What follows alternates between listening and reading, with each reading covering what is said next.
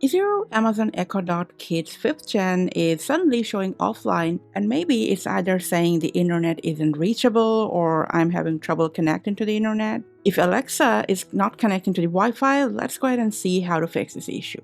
The internet isn't reachable. If your other devices are connected to Wi-Fi and the internet speed is fine, but only the Echo Dot Kids isn't connecting, we're going to start with power cycling. So for that, just unplug the device from both ends and wait for about 5 minutes and then plug it back in. Now meanwhile, you can also restart your router if possible. Just simply turn it off or unplug it, wait a few seconds, and then plug it back in again. Now let's go ahead and check if the Echo Dot Kids is now working. Hey Alexa, what's the weather? The internet isn't reachable.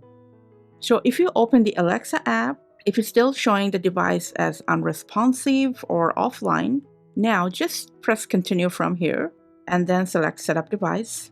Now as prompted, put the Echo Dot Kids into setup mode by pressing and holding the action button until the yellow light appears and Alexa says it's now in setup mode.